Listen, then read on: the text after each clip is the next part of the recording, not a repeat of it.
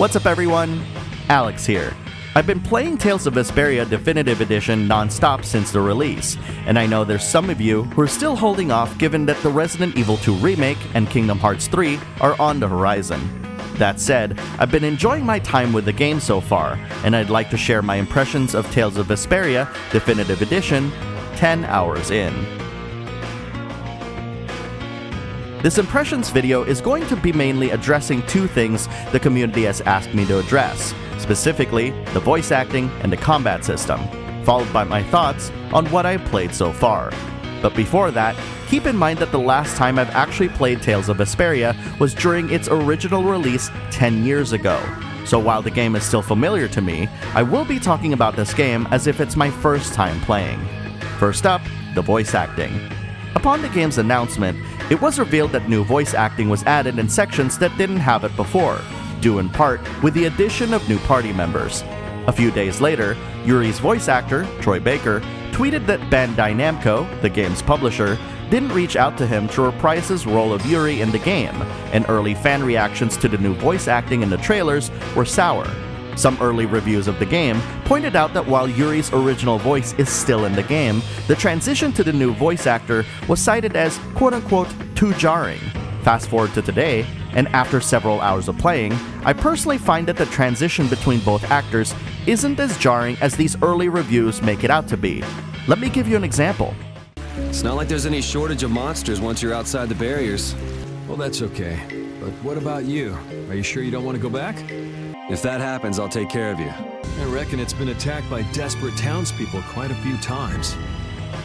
Given that the game's voices were recorded in such low quality, there are some instances that you can't even tell that the new voice actor has taken over. In fact, I can't really say that the transition between the two was so bad that it adversely affected my experience with the game. Naturally, I can't speak for everyone, but I am of the opinion that, unless you're really looking for Troy Baker's voice while playing, that you probably won't notice a difference in the long run. That aside, it does make me wonder why Bandai Namco just opted not to re-record Yuri's lines with a new actor. Next up, the combat system. The combat system all happens in real time, and unless you're holding down a specific trigger button on your controller, movement is strictly limited in a 2D plane, quite similar to 2D fighting games. You can run around the arena while holding the trigger button, but there is no right analog stick control for the camera. It's because of this that on very few occasions, party members and enemies can be in the foreground, obscuring your vision. That said, I've never encountered a situation where this felt unfair, and I was able to get out of these situations easily. Something else to note in combat is that all the attacks in the game have a recovery animation that can leave you vulnerable for a good period of time. This is why you'll notice that your party members and enemies pause after they've done an action, to make things more manageable from a strategy standpoint. Using the D-pad, you're able to issue commands such as charge, moderate, defense, or save TP depending on the situation, but I hardly found any need to use them. While the AI is quite liberal with using items in certain command modes, buying and finding items to use in Tales of Vesperia happens so frequently for me that I found myself keeping their commands all set to moderate, not caring about how many items they use during battle. If you want more finite control on what arts they use, you can disable them in the arts menu should you wish. This is especially helpful in battles where a boss is weak to a specific element, and the last thing you need is a party member hitting them with an attack they're strong to. Lastly, using items in the game is slightly different than most other RPGs.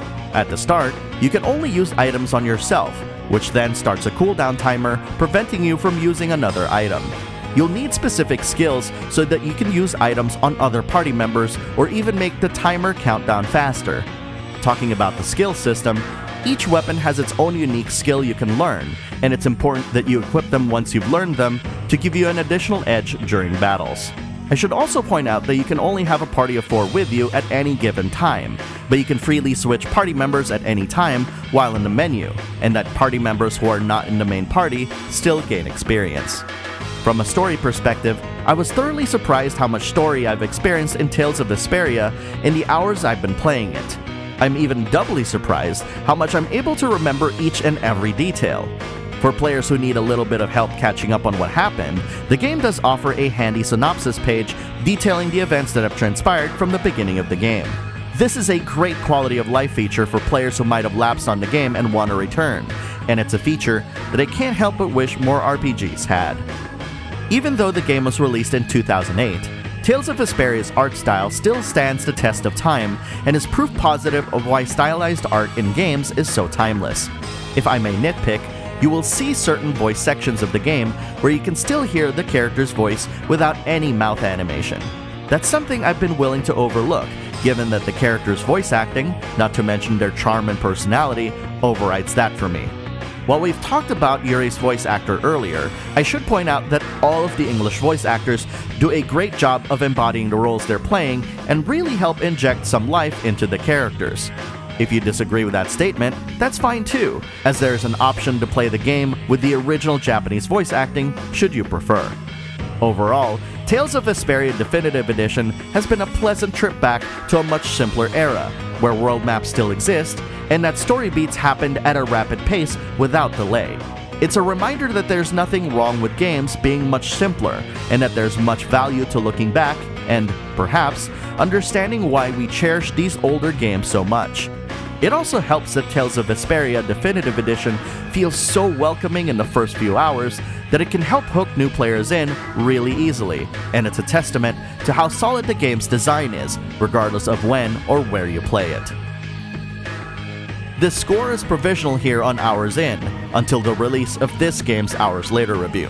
However, this score reflects my thoughts on the game based on the first 10 hours I've played.